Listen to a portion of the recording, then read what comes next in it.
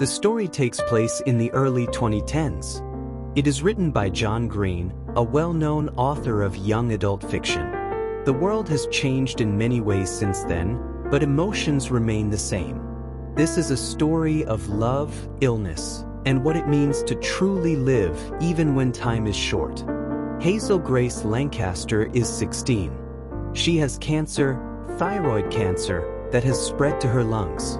She carries an oxygen tank everywhere she goes because her lungs struggle to function on their own. She is smart, funny, and deeply thoughtful. Most of her time is spent alone, rereading her favorite book, An Imperial Affliction. It is a story about a girl with cancer, and it ends suddenly in the middle of a sentence. Hazel relates to it deeply because she knows that real life does not always give closure. She wonders what happened to the characters after the book ends. But the author, Peter Van Houten, disappeared and never answered any of her letters. Her mother worries about her. She thinks Hazel is depressed and pushes her to attend a cancer support group. Hazel does not enjoy it. The meetings feel repetitive, and she dislikes the way people talk about cancer as if it's some battle to be won. She does not see herself as a warrior. But one day, everything changes. A boy named Augustus Waters arrives at the group. He is tall, handsome, and confident. He has an easy smile and intense blue eyes. Augustus had osteosarcoma, a type of bone cancer, and lost a leg because of it. But now he is cancer-free. He stares at Hazel throughout the meeting, making her uncomfortable but also a little curious. After the meeting, Augustus approaches her. You're just so busy being you that you have no idea how utterly unprecedented you are. He says with a grin. Hazel rolls her eyes. Unprecedented? Yes. Augustus says. I mean, it's a pleasure to make your acquaintance, Hazel Grace. It's just Hazel. She corrects him. Augustus playfully puts an unlit cigarette between his lips. Hazel frowns. You just ruined the whole thing. She says. You were doing so well. He smiles. It's a metaphor, Hazel Grace. You put the killing thing between your teeth, but you don't give it the power to kill you. Hazel finds this both fascinating and ridiculous. Augustus invites her to his house to watch a movie. She hesitates but eventually agrees. At Augustus's house, they talk about their lives. Augustus tells her he fears oblivion, dying and being forgotten. Hazel listens and then responds, Oblivion is inevitable. And if that scares you, I suggest you ignore it. Augustus laughs. You're something else, Hazel Grace.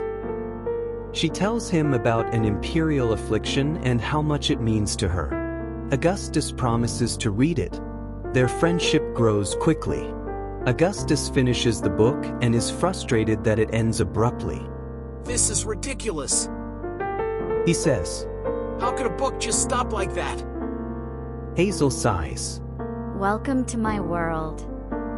Augustus, determined to help, reaches out to the author's assistant. To their surprise, Peter Van Houten himself responds. He invites them to Amsterdam to discuss the book's ending.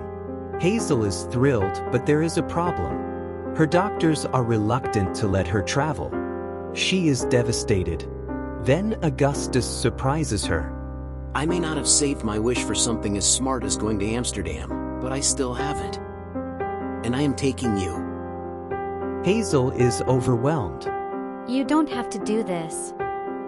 I do. Augustus insists. Because you deserve answers. And because, Hazel Grace, I like you. In Amsterdam, they explore the city together. They visit the Anne Frank house, where Hazel struggles to climb the steep stairs. Augustus stays close, steadying her when needed. When they finally reach the top, he looks at her. You're so beautiful. He whispers. Hazel, caught off guard, and laughs. You say that now? When I can barely breathe? And then he kisses her. In that moment, the world disappears. Other tourists clap, but for Hazel, only Augustus exists.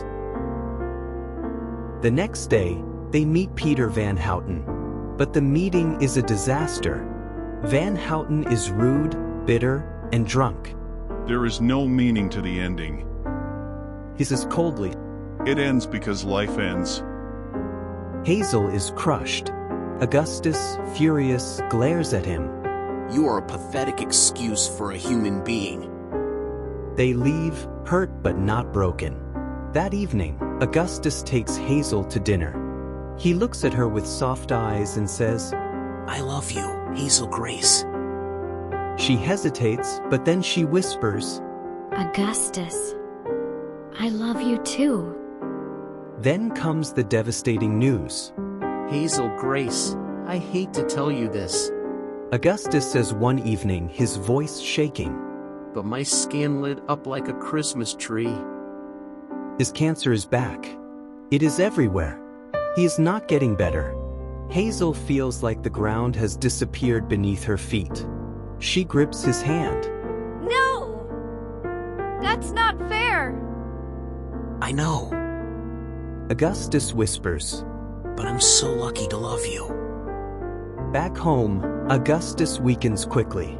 His once lively spirit is buried beneath pain. Hazel stays by his side, just as he once stayed by hers. One night, Augustus asks Hazel and their friend Isaac to meet him at a church. He has a request. I want to hear my own eulogy. He says, I don't want to just disappear without knowing what I meant to you. Hazel speaks with tears in her eyes. You gave me a forever within the numbered days we had. A few days later, Augustus dies. Hazel's world shatters. She knew this moment was coming, but nothing could prepare her for it. Hazel attends his funeral, feeling empty inside. The version of Augustus in the coffin is not the boy she loved. He was full of life, laughter, and wild dreams. This is only his shell.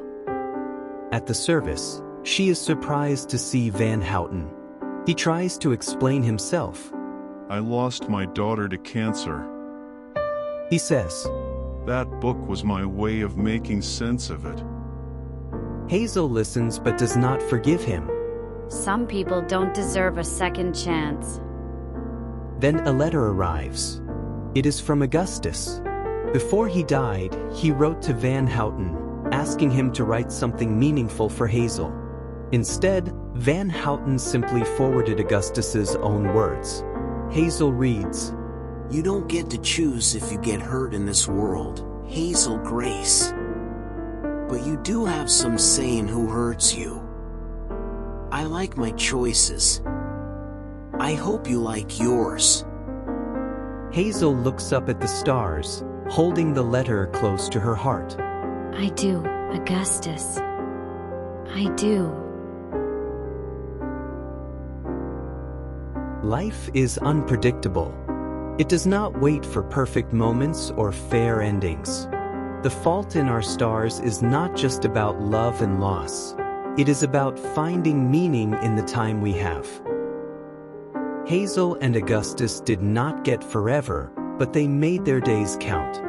Their love was real, even in the face of pain. As Hazel looks up at the stars, she is not thinking about endings. She is thinking about Augustus, their love, and the infinite moments they shared within their numbered days.